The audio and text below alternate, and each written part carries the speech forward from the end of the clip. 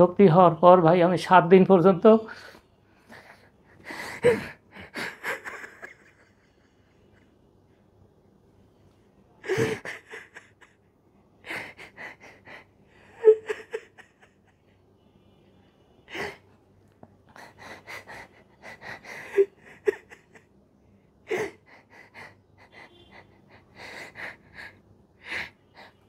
আর 7টা দিন পর্যন্ত আমি হাঁটাচলা করতে পারি না, শরীরে এমন ব্যথা হয়েছে।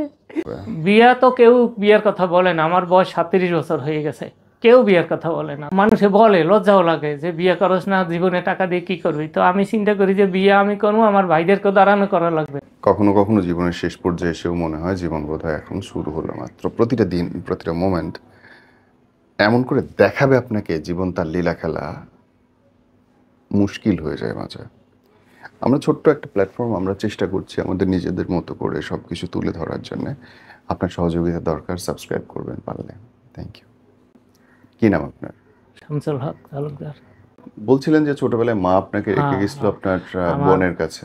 আমার মা মারা যাবার আগে ছোট্ট সময় আমার বোন বড় ছিল, তখন তার বিয়ে হয় নাই। তো মা মারা যাওয়ার আগে আমার বোনের হাতে দিয়ে গেছে, বলছে ওদের, আমরা ভাই বোন অনেক ছোট ছোট, আমরা 8 ভাই 7 বোন, আপন 5 ভাই 4 বোন। পরে আবার বাবা বিয়ে করার পরে আবার ভাই হয়েছে, ভাই 3 জন। মানে বাবা 2 বিয়ে করছিল? 2 বিয়ে করছে, বোন 3 জন।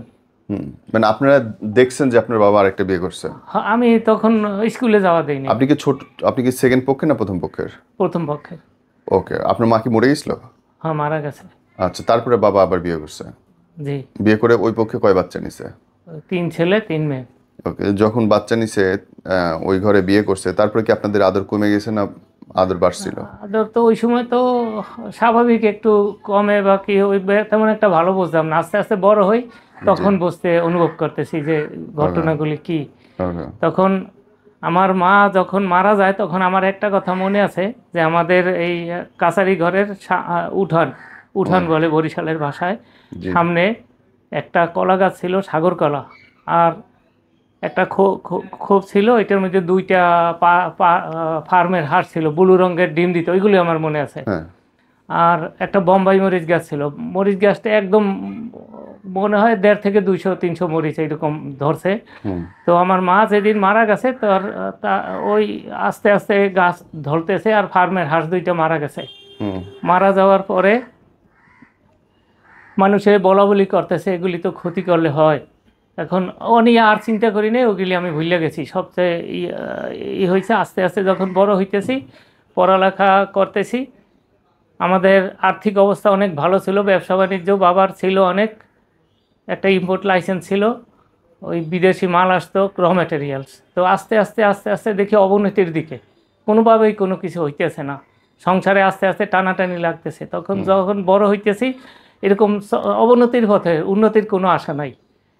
যখন মেট্রিক পরীক্ষার, এসএসসি পরীক্ষার আগের রাত্রে আমি বাজারে গেছি, বাজার থেকে আসার পথে যখন আমাদের একটা বাড়ি ছিল, হাজরা বাড়ি, ডাইন পাশে ছিল বড় চাচার ডালি বাড়ি, বাম পাশে ছিল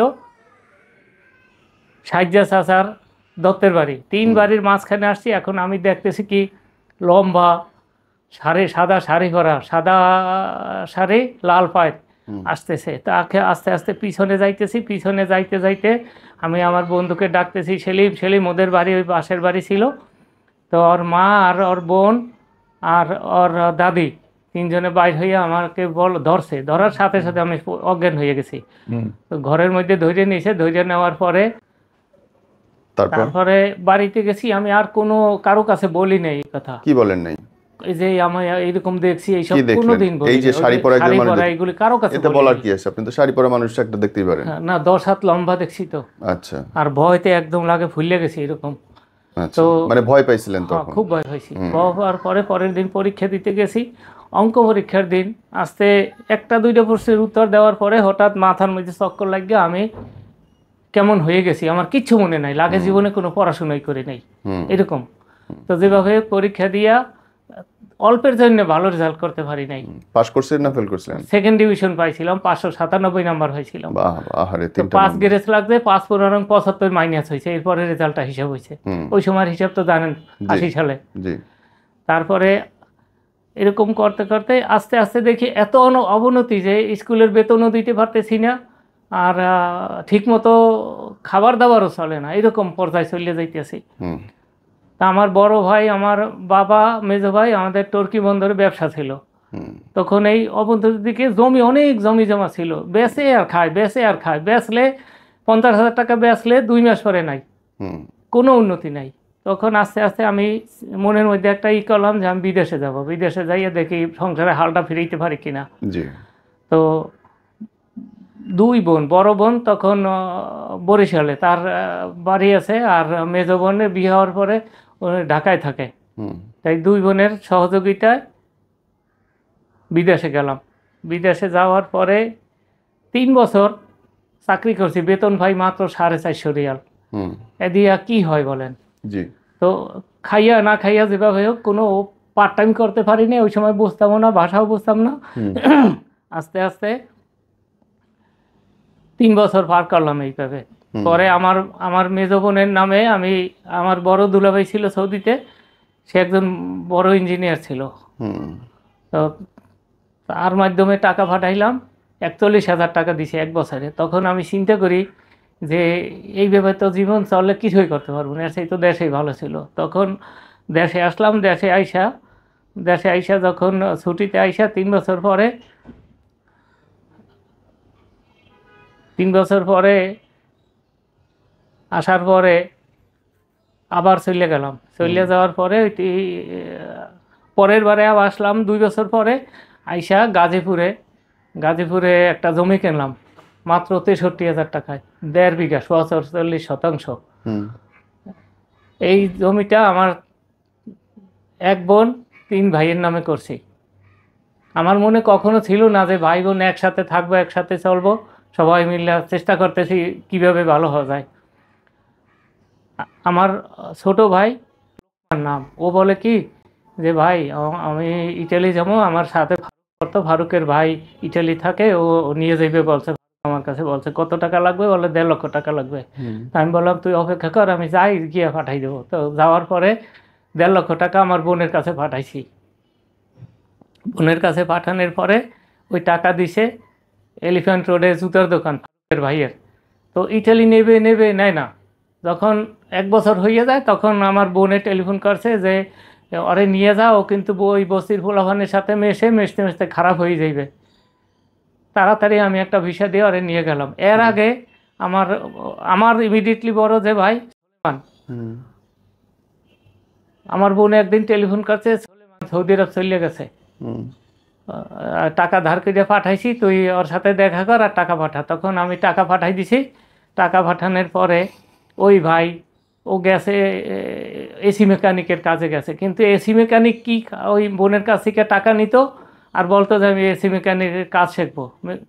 কাজ কি ওরে দিছে, ইন্টারভিউ নিতে দিছে যে একটা টুলস আছে না, রেঞ্জ, একটা এসি খুলতে দিছে, যে নাটটা পর্যন্ত রেঞ্জটা কীভাবে ধরবে, নাট কীভাবে খুলবে তাও জানে না, এসি মেকানিকের বিষয় গেছে। এখন ওই কোম্পানি বলতেছে যে তোমারে আমরা রাখতে পারবো না, হয় দেশে যাও, না হয় লেবারের কাজ করো। যদি লেবারের কাজ করো 250 রিয়াল বেতন, খাবার নিজের, যদি থাকতে পারো, না হয় চলে যাও। তো ও থাকছে। থাকার পরে আমি ছিলাম 500 কিলোমিটার দূরে দামাম থেকে আসছি, ও ছিল রিয়াদে। আসার পরে ও বলল কি যে রুমের যারা আছে সবাই বললো যে তো কাজ করতে পারে না, দেশে যাই কি করবে, আস্তে আস্তে করেন। তো ওই ওর মেসের খাবারটা পর্যন্ত আমার পয়সাটা আমার দেওয়া লাগতো। এরকম করতে করতে 3-4 বছর গেল। আস্তে আস্তে আমি ওই ভাইয়ের জন্য ইটালি যেতে টাকা পাঠাইলাম।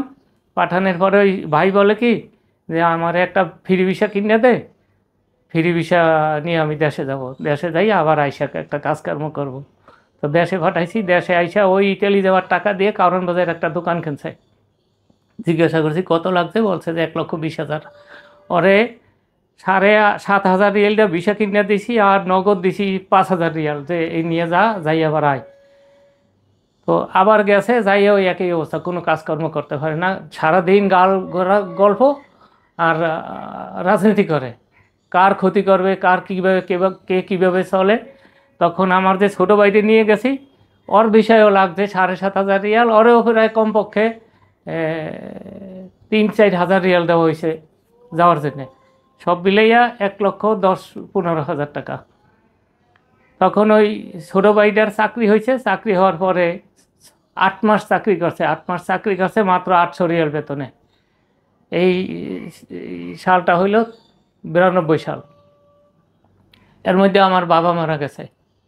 বাবা মারা যাওয়ার আগে যে আমি আসছিলাম, আসার সময় আমার বাবা একটা ওয়াদা করাইছে আমার হাত ধরে যে আমার ওই 3 ভাই ওদেরকে একটু তুই নিবি, যেভাবে ভালো হয় বাঁচার জন্য একটা রাস্তা পরের পক্ষের। আচ্ছা।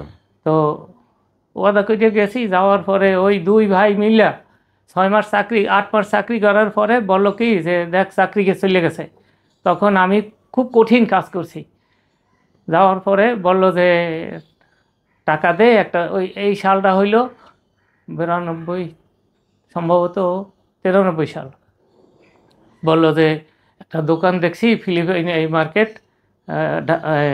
রিয়াদে, একটা দোকান নেব, দোকান নিলে আমরা ভালোভাবে চলতে পারবো। দিছি কত লাগবে, 16,000 রিয়াল নিয়ে দিয়ে দিছি। আমি কঠিন পরিশ্রম করতাম, রাত্রে দিন রাতে। এরকম সবগুলো ভাইকে আপনি দাঁড় করাইলেন তাই তো? এরকম করে একজন করে সব ভাইরে আপনি দাঁড় করাইলেন? 6 জনের নিছি, 6 জন। তারপর আপনি বিয়ে থা করলেন কবে? বিয়া তো কেউ বিয়ের কথা বলে না, আমার বয়স 37 বছর হয়ে গেছে, কেউ বিয়ের কথা বলে না। তখন একদিন মানুষে বলে, লজ্জাও লাগে যে বিয়ে করস না, জীবনে টাকা দিয়ে কী করবি। তো আমি চিন্তা করি যে বিয়ে আমি করবো, আমার ভাইদেরকেও দাঁড়ানো করা লাগবে, এদেরকে দাঁড়াইতে হইবে, সবাই মিলে ভালো থাকবো, ভালো এই চলবো, এইভাবে এই করার জন্যে। ওই ভাইরা কী করলো, তারপরে আমি আবার দেশে আসছি। দেশে আইসা একটা উত্তরায় আমার সাথে একটা ছেলে ছিল, তো বললো কি যে দেখ পার্ট টাইম করার টাকা ছিল, শুধু পার্ট টাইম, 2 জনার 44,000 রিয়াল জমা করছি। তো বলো যে বিরিফ কেসের মধ্যে ফালাই রাখছি, যদি কেউ নিয়ে যায় দরজা ভাঙ্গা, আমরা যাই ডিউটিতে, তখন কি করবি? আমাদের দেশে জায়গা জমি সস্তা। ওই সালটা কিন্তু 87 সাল। ওই সময় উত্তরা মডেল টাউন ঘোষণা হয় নাই। তো বলো ওর বাবার সাথে টেলিফোন করছে যে বাবা ওর একটু জায়গা কিনে দেন, ও বরিশাল বাড়ি। তো বললো যে একটা জায়গা আছে 2 বিঘা জমি, 60,000 টাকা, যদি তোরা আমি কথা কিন্তু এলোমেলো হয়ে যেতে, আগেরটা পিছিয়ে পরেরটা আগে, এরকম হয়, গুছিয়ে বলতে পারতেছি না। তখন ওর বাবা বললো যে বাবা 2 বিঘা জমি আছে, অগৈ কোন আত্মীয়, 60,000 টাকা, শুধুমাত্র নাম ঠিকানা দে, আমি দলিল করে তোর বাসায়, ওর কার বাসায় দেবো বল, আমি দলিল দিয়েছি। তখন আমার ভাই কী করলো, টেলিফোন করলো যে এদিক ঢাকায় আইয়া। আমি বললাম যে জায়গা কিনবো, জায়গা ঠিক করছি। তো বললো যে ওর বন্ধুবান্ধব যা সবাই ডাকছে, ডাকার পরে বললো যে দেশে যা, দেশে যাইয়া দেখবি 1 বেচা না 3 বেচা, কুয়া না গন্ডগোলের জমি দিয়ে মারামারি খুনাখুনি হয়, তুই যা। 7 মাস পরে আমি আসছি, আসার পরে বললো কি যে দেখ, ওই ওর বন্ধুর বাবার কাছে গেছি, যাওয়ার পরে বললো যে বাবা আইসা দেখে ওই 2 বিঘা জমি 7 লক্ষ টাকা বেচছে। এর মধ্যে এরশাদ সরকার উত্তরা মডেল টাউন ঘোষণা করছে, দাম বাইরে গেল। তখন ওর বাবা চোখের পানি ছাইতে দিয়ে আমাকে বলে কি বাবা তোমার তো নসিবে নাই, আমি বলছিলাম নাম ঠিকানা দিলে আমি দলিল দিলাম, টাকা ভরে দিতাম। তখন ওর ছেলেকে ডাক দিল, উনি বললো যে কাশেম এদিকে আস, ওই আম গাছের নিচে 12.5 কাঠা জমি আছে, ওই জমিটা ওরে দিয়ে দে। কয় বাবা দাম কত ধরো? বলো দাম তো 5-6 লক্ষ টাকা হয়, তুই ওর কাছ থেকে এই দাম ধরিস না, হয়তো 1,00,000 টাকা ধরিয়ে দে। তখন আমি ওই কাশেম বললো যে আমরা 3 ভাই, আমার বাবা যদি কালকে মরিয়ে যায় জমি লইয়া গন্ডগোল লাগবে, তুই একটা বায়নাপত্র করিয়া রাখিয়া যা, যাতে ভাইরা অস্বীকার করতে না পারে।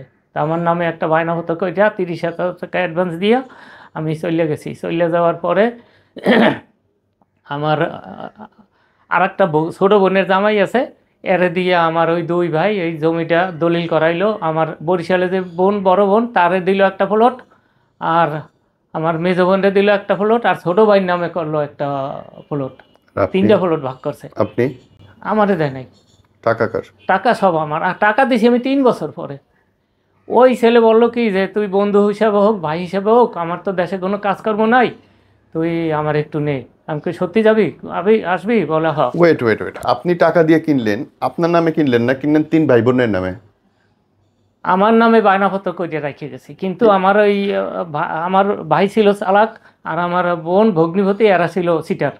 এরা করছে কি ওই ছোট ভগ্নিপতিরে দিয়া এই জমিটা তাদের নামে দলিল করে ফেলাইলো। আপনি কি জানতেন এটা? আমি জানতাম না, আমি জানছি 3 বছর পরে। যখন জানলেন তখন?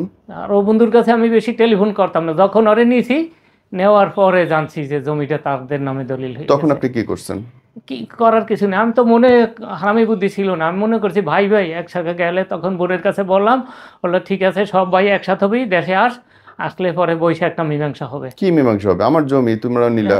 কার কাছে বলবো? যার কাছে যাই সেই একই কথা, দিছো কেন তুমি গাধা, কেউ আর দেয় না। তারপরে আপনার ওই ওরে নিয়ে গেলাম, নেওয়ার পরে ওরে নিয়ে যাওয়ার পরে ও মাত্র 1.5-2 মাস ছিল। 1.5-2 মাস থাকার পরে বললো উমরা করতে গেছে, উমরা করে এসে বলে কি যে ভাই আমার একটু ছুটি লাগাই দে, আমার মনটা স্বপ্ন দেখছি আমার বাবার শরীর ভালো না। ও চলে আসলো দেশে। হ্যাঁ, আপনি বিয়েটা কবে করলেন? আমি বিয়ে করছি 2001 সালে। এত পরে কেন? কেউ বিয়ের কথা বলে না, ওই যে কোথায় বিয়ে ভাইদেরকে করছেন? টানতে টানতেই তো আমার জীবন বিয়ে শেষ হয়ে করলেন যেতেছে। কোথায়? আমি তো কোনোদিন কল্পনাও করি নাই যে এই অবস্থা। এই যখন আমার সৎ ভাই 2টা নেই, তারপরে এখন খেয়াল হয়েছে যে এখন তো বিয়ে না করলে আর কবে করবো, ঘর সংসার না আপনার করলে। ভাইরা যে আপনার সঙ্গে চিটিং করতেছে এটা ধরলেন কবে থেকে? এইটি ধরছি, কিন্তু ওই যে বলতেছি যখন এই বললো যে ওই দোকান আবার গেছে, এই যে ভাইদেরকে নিলাম একটা, এর আগের কথা, ভাইদেরকে কিভাবে চিনতে পারলাম। তো এই বিল্ডিংয়ে একটা ওই যখন আমি যাইয়া কোম্পানি থেকে ভাগ্যে গেছি, ভাগ্যে যাওয়ার পরে কোম্পানিতে বেতন পাই 450 রিয়াল, আর ওইখানে কাজ করলে পাওয়া যায় 3-4 হাজার রিয়াল, 8,000, যে রকম কাজ করে আর এরকম পয়সা। তখন আমি একটা চাকরি নিলাম যে একটা বিল্ডিংয়ে পানি দেওয়া, 2টা বিল্ডিংয়ে পানি দেওয়া, আর এই বিল্ডিংয়ের ক্লিন করা, এই যে ফ্লোরে ঢালাই করে, বাইরের উঠান যে এগুলি করিডোরে এগুলি ঢালাই করা, এইসব কাজ করতেছি। করতে করতে করতে করতে অনেক পয়সা জমাইছি, সব পাঠাই দিতাম, আর ভাই যেয়ে নিয়ে আসতো। আমি তো কোনো দিন বুঝি নেই যারা এরকম গাদ্দারি করবে। তখন আবার এমন কাজ করছি যে একটা বাড়ির ভিতরে খাজুর গাছ লাগাইবে 3টা, আর 2টা খাজুর গাছ লাগাইবে। 2টা বাড়ির মধ্যে 5টা গর্ত করা লাগবে। এখন ওই আপনি তো জানেন যে ওই দেশে পাথর বেশি, যে জায়গা পাথর ভরে শুধু পাথর ছাড়া আর কিছু থাকে না, কিছু কিছু মাটি, কিছু কিছু বালু ওই ফাঁকে ফাঁকে থাকে। তখন ওই সৌদি করলো কি, লোক যে বাড়িতে আমি পানি দেই ক্লিন করি, ওই বাড়ির স্থায়ী চাকরি একটা আছে, আর একটা পার্ট টাইম ধরছি, ওটাও পানি দেয়। তখন ও বললো কি যে লোক নিয়ে এসে ওই খাজুর গাছে 7 মিটার লম্বা, 3 মিটার চওড়া, এই লোক আনছে, লোক আনিয়া ইন্ডিয়ান রাজস্থানের লোক আনছে। এরা আইসে ওই এই যে শাবল আছে না, শাবল আর এই গেতি, এনেকে এইরকম কোপ দিলেই ওই মাটি খোঁজে, দেখছেন না এইরকম মাঝখানেই থাকে, ওইগুলি দিয়া খুঁজতে আছে। পাথর খুঁড়তে খুঁড়তে 4 জন আসছে, 4 জন আইসা সারাদিন বৈশা মনে হয় এই 5 ইঞ্চি উঠাইতে পারেনি মাটি। তো ওরা বললো যে এ কাজ আমার দরকার নাই, ফালাই দিয়ে ওরা চলে গেছে। পরে আনছে পাকিস্তানি আনার পরে পাকিস্তানি কি করছে, এরা খুব গোয়ার গোবিন্দ, পাকিস্তানি আর আফগানি, এদেরকে আনছে। আনার পরে ওরা কি করলো, সারাদিন বসে 1 বিঘাত মাটি খুঁজতে পারলো না, ওরা ফালাই দিয়ে চলে গেল। তারপরে সৌদি হাসে যে কি। তখন আমি দেখছি যে ওরা কি করে, ওরা তো বুদ্ধি কেমন জানি না, কিন্তু একটু বোকা টাইপের লোক। ওই যে পাথর, 2টা পাথরের ফাঁকে একটু ফাঁক থাকে, একটু বালু আছে, একটু মাটি থাকে। তখন আমার মনে মনে বুদ্ধি হইল যে কাজটা যদি আমি লইতে পারতাম, আমি পারতাম। তো সৌদি, আমি হাসতেছি, কারণ সৌদিও হাসে, কি কই আমি যদি করি কাজটা আমার দিবি? বললো যে তুই পারবি না। কই যদি পারি, কিন্তু আমার সময় লাগবে অনেক। যদি পারস কর। তখন ওই শাবল দিয়ে মাটির মধ্যে দিয়ে আস্তে আস্তে ঝাঁকাইতে ওইটা উল্টেই ফেলাইলে পাথরটা উঠতে যায়। এইরকম সমস্ত পাথর এরকম করতে করতে নরসিংদীর একটা ছেলে ছিল পাশে, 500 রিয়াল বেতন পায়। ও আইসা বলে কি ভাই তুমি তো একলা করতে পারবে না, যে সময় পাথর উঠাইতে পারো না, আমি আসলে সন্ধ্যার দিকে আমি আসবো, আইসা এই পাথরগুলি আমারে নিয়ে উঠে তুমি আমার শুধু খাইতে দিও। ঠিক আছে, আমি ভাত পাকাই রাখতাম অনেক। তখন ওই এইরকম করতে করতে 1 মাস লাগিয়ে গেল 3টা গর্ত করতে, 3টা গর্ত। তখন ওই সৌদি হাসে যে তোরে এখন ওই পয়সা দেবো কত? আমি কই তুই ইচ্ছা করে দিয়ে যা দেশ। বললো যে এই বড়টায় 7,000 আর এই ছোট দুইটায় 4,000। এই কিন্তু চাকরি করিয়া 3 মাসেও পাওয়া যায় না, এত কম বেতন ছিল ওই সময়। তো ওইটা করার পরে আর ক্লিন করার সব মিলাইয়া বহু টাকা ইনকাম করছি। 2 বাড়ি থেকে প্রায় 5-6 লক্ষ রিয়াল আনছি, এই পার্ট টাইম করতাম যে বাড়ি থেকে। এই টাকাগুলি সব আমার ভাই আনতো, ভাই আইনাই করে। কিন্তু অনেক সময় একদিন আমারে বলে কি, সৌদি বলে যে এই যে ছাদের উপর বিল্ডিং কমপ্লিট হয়েছে, ছাদের উপর এই চট বিছাইয়া ওই এর নিচে এই পিচ আছে না, পিচ এটা গরম করিয়া একদম লিকুইড বানাই, তারপর ওইটা দিয়া ওয়াটার প্রুফ করতে হয়।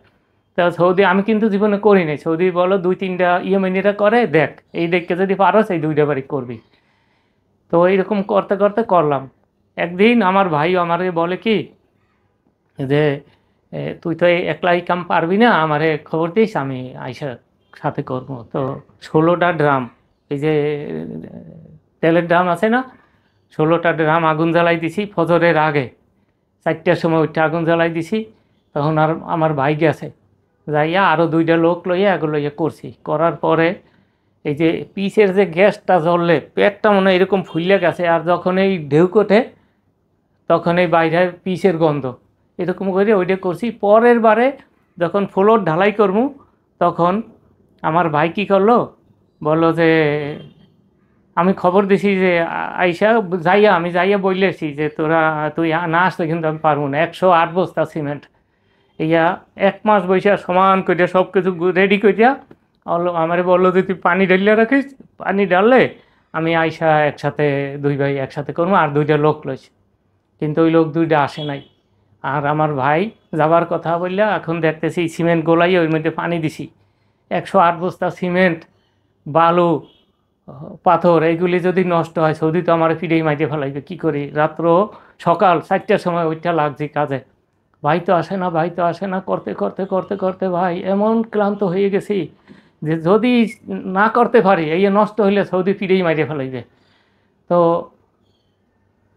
যখন সন্ধ্যা হয়ে গেছে তখন আরও 2টা রুম বাকি আছে। কি করি? এত রাখা যাবে না, রাখলে সব নষ্ট হয়ে যাবে। আর এইগুলি আবার ফালাইতে আবার লোক লাগবে, আবার 1 মাস এই ফালাইতে। তখন ওই ভাই তো আসলো না। মাগরিবের পরে কোনো খাওয়ানো খাইতে পারি নাই, যে কারোর দিয়ে আনবো খাবার, দোকান একটু দূরে, যাইতেও পারি নাই। রাত্র দেখে 1টা বাজে, তখন শেষ হয়ে গেছে। কোনো রকম রুমের মধ্যে আইসা শীত হয়ে পড়ে গেছি। আর উঠে যে বসবো এরকম শক্তি আমার নাই। তো পাশে একটা ইন্দোনেশিয়ার ড্রাইভার ছিল, ওই ড্রাইভারটা আইসা বলে কি হয়েছে? কয় দেখছি কাজ করছে। তো আমার কথা বলতে পারি না, তো ইশারায় আমারে জিজ্ঞাসা করে যে খাবি? তখন আমি মাথা ঝুলাইছি। ও যাই একটা সুপার মার্কেট ছিল 1/2 কিলোমিটার দূরে, ওর গাড়ি ছিল, গাড়ি দিয়ে টান দিয়ে নিয়ে এসে আসার পরে ও আমারে ওই রুটি খাওয়াই দিছে, রুটি আর মাখন আনছে, ওই ক্রিম, ওইটা দিয়ে একটু খাইছি, একটু পানি খাইছি। দেখি আস্তে আস্তে আস্তে আস্তে শক্তি হইতেছে। শক্তি হওয়ার পর ভাই আমি 7 দিন পর্যন্ত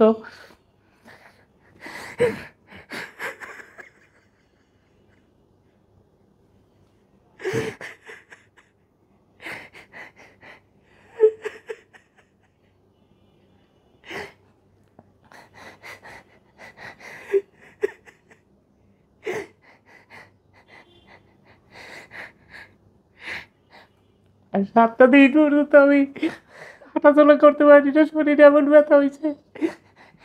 7 দিন পর আমি গেছি, যে কী করলি? আর রুমমেট যারা ছিল সবাই ধরছে, বললো যে তাস খেলাইছে, মনে থাকবে কই থেকে। এবার মন খারাপ করে আমি চলে আসার পরে এরকম করতে করতে ওই ভাইগু নিছি। তখন ওই তারপরে আবার আমি তো ওই দেশে আসার জন্যই করছি। তখন আমি একবার বলি কি, আমার কাছে 60,000 রিয়াল নগদ ক্যাশ একটা বিল পেয়েছি। আমি বলি কি, কুয়েতের যুদ্ধের সময় যে এই টাকা দিয়া স্বর্ণ কিনবো, 13 রিয়াল স্বর্ণের গ্রাম। আগে ছিল 27, 28, 29 রিয়াল। তো বললো যে না, যুদ্ধ লাগলে তুই কিছু করতে পারবি না, যুদ্ধ লাগলে কিছুই করতে পারবি না। তখন স্বর্ণ কেউ নিয়ে তোরে গাড়ি দিয়ে নিয়ে যাবে না। তখন আমি ওইটা কিনতে দিল না। কিন্তু যুদ্ধটা যখন থামে গেল, সাথে সাথে 31 গ্রাম, 31 রিয়াল, 30 রিয়াল হয়ে গেল। তো মনে করলাম কি একটা ঠক পাইলাম। তখন ওই সৌদি যখন ওই দেশে আসার সময় সৌদি বললো কি আমার 1000 রিয়াল দিছে, যে সব বিল ঠিল দিয়ে দিছে। ওই টাকাটা কি করছি আমি নিয়ে এক সৌদির কাছে দিছি, যে বাড়িতে কাজ করতাম, আব্দুল আজিজ নাম, একটা স্কুলের হেডমাস্টার ছিল। তো ওর খালাতো ভাইয়া, আবার ওই যার দুইটা বাড়ির একটা বাড়ি তার খালাতো ভাই বললো কি যে দেখ তুই এই টাকা পয়সা পকেটে রাখিস না, এই দরজা ভাঙ্গা, ইয়ামিনীরা খুব হারামজাদা লোক, কালা সৌদি আছে খুব খারাপ, তুই এইগুলি ওর কাছে জমা দে, আব্দুল আজিজের কাছে জমা দিছি। যখন আসি তখন কিন্তু এই আব্দুল আজিজ টাকাও দিয়ে দিছে আর 1000 রিয়াল দিয়ে দিয়েছে, তুই বাড়ি কিছু কিনে নিয়ে যাইস। তো আমি আইসা বোনদেরকে আবার বললাম যে এই যে কামগুলি করলেন এগুলি কি করলেন? কারণ বাজারের দোকান, উত্তরার এই গাজীপুরের জমি তো আমি নিজের হাতে দলিল করছি, এই জমিটা কি করছেন? এটা ও দিছে, ওর আমার বন্ধুর বাবা দিছে আমারে, আমার নামে বায়নাপত্র করা, আপনারা কীভাবে এইগুলি করছেন? তখন বললো যে সব ভাইরা আইলে পরে মীমাংসা হইবে। তখন ভাইরা যে সিটিং, কত বড় সিটার, পরবর্তীতে আবার যাইয়া আমি আবার ভাগছি, বুঝলেন, আবার ভাগ্যে গেছি, যে যাইয়া ওই কফিলটা খুব খারাপ করছিল, পরে ভাগ্যে যাই আবার এই ধরনের কাজ এনিওয়ে, শুরু করছি। আপনার বউ যখন আসলো ঘরে, আপনার বউ আসার পরে জিনিসগুলো ঠিক করেন নাই আপনি? না, বউ আসার পরে তো আর খাই নাই, বউ আসার পরে ওরা আপনার টাকা খাইতে না, পারেন, টাকা কিন্তু খাই একদিন যা ইনকাম করছেন সব খায় সব ফেলে। খাই ফেলাইছে। বউ আসার পরে কি আপনার সংসারে আবার উন্নতি আসছে? না, উন্নতি আসে আবার ধ্বংস হয়ে যায়, আসে আবার ধ্বংস হয়ে যায়, বুঝি না যে কি কারণ। তারপরে আপনি বললে বুঝতে পারবেন অনেকটা জিনিস। বলেন, বউ আসার পর থেকে বলেন। আগে আরো ওই যে ভাইরা যে ধোকাবাজ, এটা বুঝছি, বোঝানো ভাইরা ছিল। ধোকাবাজি করে, এইটাই সারা জীবন দেখাইছে আমার যে কাছে ভাই আবার করে যাইয়া সেই বলে ধোকা কি, খায়। আমার কাছে বলে ওই দিন থেকেই তো আমার সিগারেট করিয়ে দিছে, যে 25টা ভিসা কিনছি আলহাজি কোম্পানির, টাকা দে, কত টাকা লাগবে? যে টাকা লাগবে 75,000। আমি কই এত টাকা আমি কই থেকে দেবো? যারা অগ্রিম মানুষে ভিসা চাইছে এরা টাকা দেবে। তো যাইয়া একবার দিছি 12,000 রিয়াল, 4-5 দিন পরে আবার গেছে দিছি 8,000 রিয়াল, আবার গেছে দিছি 10,000 রিয়াল। বুঝছি ভাই, আপনি ইচ্ছে করে ঠকছেন, এখানে কারো দোষ নেই, এখানে কারো দোষ নেই, এটা না। আপনি ইচ্ছে করে ঠকছেন। না, আপনি ঠকছি ইচ্ছা আপনি করে। দেখতেছেন বারে বারে আপনার বাইরে চিটিং করতেছে, তারপর আপনি একই কাম করতেছেন, না, এটা তো দোষ। চিটিং তো ধরা পড়ছে ওই সময়। এটা তো হ্যাঁ। বোঝাই যায় যে তুমি আমার নামে জমি দোকান না কিনে দোকান কিনলে কারণ বাজারে তোমার নামে, এরপরেও তার কিছু বলার থাকে না।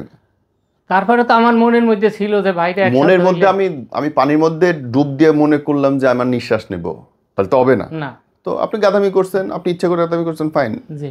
তো এটা আলহামদুলিল্লাহ, করে এক একজন মানুষ করে। আপনি আমাকে এখনকার অবস্থা আপনার বলেন। এখনকার অবস্থা আপনাকে আমি দেখে মনে হয় না যে আপনি এত টাকা ইনকাম করছেন বা মালিক। আপনার অবস্থা তো খুবই শোচনীয় লাগতেছে আমার কাছে। শোচনীয় মানে এখন আমি এই আপনার এইখানে আসছি, আমি টাকা ধার করে নিয়ে আসছি, আমি কিডনি গেছে, এই পিত্ত দেশে আসার আগে একবার সৌদিতে বৈশা আমি বলতেছি কি আমার ওয়াইফকে যে আমি ঘুরতে আসি, বললো যে না তুমি ঘোরো না। আমি বললাম না আমি ঘুরতেছি, বিশ্বাস করে না। পরে আপনার হঠাৎ করে আমি শীত হয়ে গেছি, শীত হয়ে যাইয়া আবার ঘুরতেছি, ঘোরার পরে না তুমি ঘোরো না, তুমি আন্দাজে বলো ঘোরো না। আমার ধৈর্য রাখছে, ধৈর্য রাখার সাথে 5 মিনিট পরে বমি শুরু হয়েছে, একটানা 26 ঘন্টা বমি করছি। 26 ঘন্টা বমি করার পরে এর আগে তো অনেক কাহিনী আছে। আমার ওয়াইফ একদিন হঠাৎ করিয়া দেখি পাক করতে গেছে, পাক করতে যাই আসতে শুয়ে পড়ছে, শুয়ে পড়ার পরে কি ভাষা বলতেছে আমি কিছু বুঝতেছি না। তখন এরকম করতে করতে সন্ধ্যা হয়ে গেছে, সন্ধ্যা হয়ে যাওয়ার পরে গেছে কিন্তু পাক করতে দুপুরে, ওইরকম অজ্ঞান অবস্থায় রয়েছে, এনে ভালাই রাখছি, কি করি কিছু করার নাই। তখন হসপিটালে নেন নাই কেন, ফেলাই কেন রাখছেন? হসপিটালে কেন নেন নাই, ফেলাই রাখছেন কেন? অজ্ঞান হয়েছে, এখন ওই কোনো জ্ঞান ছিল না আমার না, ওই সময় যে না, কি সেটা করি। না, মানে হসপিটালে কেন নেন নাই, ফেলাই রাখলেন কেন? ওই যে হসপিটালে নেবো নাকি এই জ্ঞান আমার তখন ছিল না, আমার অবস্থাও খারাপ হয়ে গেছে। তখন ওই হুজুর ছিল পাশে, 5 জন হুজুর ছিল, এদেরকে ডাকছি ভাই এই হুজুর অবস্থা। ডাকলেন অথচ হসপিটাল নিলেন না, তাহলে জ্ঞান তো আসিল ঠিকই, না, আপনি তো তার মানে অবহেলা করে নেন নাই। ওই যে তার যে শারীরিক অবস্থা, শারীরিক তো তেমন কিছু না, অজ্ঞান হয়ে গেছে। আর ওই আবিজাবি বলতেছে, তখন আমি একটু একটু সন্দেহ করছি যে হয়তো কোনো অন্য কিছু হইতে পারে। আমি হুজুরকে ডাক দিছি, হুজুর আইসা ঝাড়ফুঁক দিছে, দেওয়ার পরে দেশে যখন আসার মাঝখানে কিন্তু আগে একবার আমার বোন ভাই সব একসাথে হইয়া বিচার বসছিল, বসার পরে আমার মামাতো ভাই আর মামা আসছিল, মামা মারা গেছে 2 মাস আগে। তখন সব জিজ্ঞাসা করছে যে এই কার কি, সব কিছু বলছে, সব কিছু এর জায়গা জমি টাকা পয়সা আমাদেরকে নিচে সব কিছু স্বীকার পাইছে। বলো যে ঠিক আছে, ওর ওর কি দিস, বলো কিছু দিতে পারি না, বলে ওর হক ওর হাতে দিয়ে দে। তখন একটা হট্টগোল লাগাই উঠতে গেল। কিন্তু এর মাঝে আমার একটা ভাই আছে, মেজো ভাই, তারেও নিছি। সে বলছে যে তোরে আমি টাকা দেবো, তো যা খরচা যায় দেবো। আর আমার একটা ভগ্নিপতি ছিল ছোট, তারেও নিছি, সেও বলছে যে টাকা দিবে, কিন্তু নেওয়ার পরে কেউই টাকা দেয় নাই। মেজো ভাই আসার পরে বলো বলো 5 মিনিট সব হবে না, কিন্তু কিভাবে বলি এখন। যাই হোক, আপনার ধরে নিলাম আপনার সঙ্গে পুরো দুনিয়া প্রতারণা করছে, আপনি কি করছেন সেটা বলেন। আমি এখন কারো কাছে কোনো বিচার পাই না, বাইরে এক জায়গা বসতে চায় না, বসলে হয়ে যায়। বিচার কিসের পাবেন? আপনি তো তখনই কোনো নামে রেজিস্ট্রেশন করার নিয়ে কেস করেন নাই, আপনার কাছে বায়নানামা রয়েছে, আপনি তখন গিয়ে বায়নানামা তো তারা ছিটে ফালাই দিয়া তারপরে দলিল করছে, ওটা তো আমার নামে করে তাহলে না। আর আপনি কোত্থেকে কি পাবেন? আপনার আর নিজের আপন আত্মীয় কিছু না পাই। আমি বলছিলাম যে বসতে চায় না, এরা বসতে চায় না, কি বসে বসলে কি সব করবে? তাদের মুখোশ খুললে যাইবে, কারোরে জানতেও দেয় না এগুলি। আমার ভাই চাকরি করে, এই যে এই গত সপ্তাহে আমি গেছি যে বৈশাখ একটা মীমাংসা করেন, আমি ঔষধ কিনতে পারি না, আমার ভীষণ অসুস্থ, কিডনি গেছে, পিত্ত ফালাই দিছি, তারপরে আপনার চোখ যাইতেছে, ওষুধ কেনার টাকা নাই, খাইতে পাই না, একটু করার জন্য কোনো সাহায্য তো দূরের কথা, এই যে অপারেশন হয়েছে হসপিটালে ছিলাম, একটু খবরও আপনার নেয় বাচ্চা নাই কাচ্চা কেউ। আছে? আছে একটা ছেলে একটা মেয়ে। তারা কি করেন? তারা মেয়েটা ইন্টারমিডিয়েটে পাশ করছে গত বছর, আর ছেলেটা আবার 7-এ পড়ে। ওকে, আপনার ওয়াইফ ভালো আছেন? তো একটা কাজ করে, ওই এই ইনকামেরই আচ্ছা, 12,000 টাকা বেতন পায়, কয়টা বাচ্চা আপনি কি মারা। চাকরি করেন এখন? আমি কিচ্ছু করতে পারি না, আমি শারীরিকভাবে আনফিট, অসুস্থ, চোখে দেখতে পারি না, রাস্তায় বাইরে এলে আলো সহ্য করতে পারি না, শারীরিক অসুস্থ হয়ে যায়।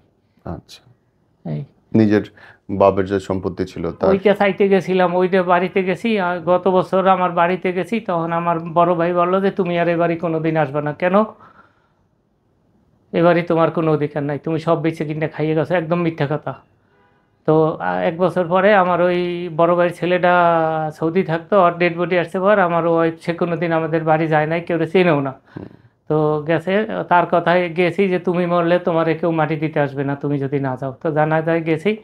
তারপরে আবার এই কিছুদিন আগে আমি গেছিলাম, যাইয়া ওই ভাইদের বাসায় তো উঠি না, আমার সৎ ভাই আছে, ওদেরকে নিয়েছিলাম, ওরাই গোনাটা গোনে, ওরা কোনো খারাপ ব্যবহারও করে নাই আর কিছু করে নাই, কিন্তু ওদের কাছে কোনো টাকা পয়সা আমি দাবিও করি নাই।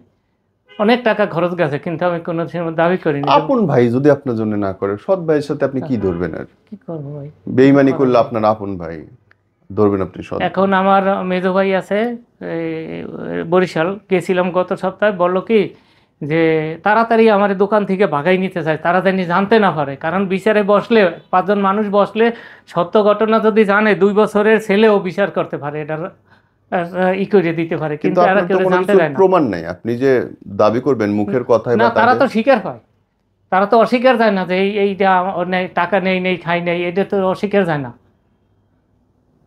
বসাইতে পারি না, বসে না। ওইখান থেকে আমারে তাড়াতাড়ি দূরে সরাই নিল, সরাই নিয়ে বলে হোটেল অনেক দূরে লই যাইতেছে। তা আমি দাঁড়াই রয়েছি, যা চোখে সমস্যা, হাঁটতে গেছে, যাইতে পারি না। তখন আইসা ওই দোকানে যে চাকরি, দোকানের যারা মেইন যে ক্যাশিয়ার, তার নাম্বারটা আমি নিছি। কয় তুই নাম্বার নিলি কী জন্যে? কই নাম্বার নিছি, নিছি, লাগবে এই জন্যে নিছি। কই এদের কাছে কিছু বলবি না। কই ঠিক আছে। তখন বললো যে ঠিক আছে তুই যা, 30 তারিখে আমরা বসে একটা ফয়সালা করবো, একটা মীমাংসা করব। তো 30 তারিখে যখন ঢাকা আইসা পড়ছি, ঢাকা আইসা পড়ার পরে বলে যে না, এটা 1.5-2 মাস পরে দেখবো। তখন আমি ঢাকা আসছে, সে এই যে এই 3-4 দিন আগে বরিশাল গেছে, কিন্তু আমার কাছে বলে না, টেলিফোন করি, টেলিফোনও ধরে না। 2-3 দিন আগে টেলিফোন করছি, টেলিফোন করার পরে বলে যে 1-2 মাস পরে আমরা দেখবো, বসার জন্য চেষ্টা করব। আচ্ছা, আপনি দেশবাসীকে কি বলতে চান আপনার এই পুরো জীবন নিয়ে, যদি শেখার এখন কিছু থাকে? কারো কাছে কোনো বিচার পাই না, কারো কাছে কোনো কথা শুনাইতে পারি না, তারা কেউ বিচার মানে না, বসলে অস্বীকার যায় না, কিন্তু এই বসান পর্যন্ত আমি যাইতে পারি না, কেউ কোনো সহযোগিতা পাই না। আমার যদি কোনো এমন একটা লোক, 2টা লোক বরিশাল শহরে কিংবা গৌনদীতে কিংবা ঢাকায় এমন লোক পাইতাম, সাংবাদিকরা গেছিল আমার ছোটো ভাইয়ের কাছে গাজীপুরে, ওইখানে বাড়ি বানাই থাকে, ওইখানে গেছে বড়, এরা স্বীকার পাইছে যে হয় এগুলি সব তার।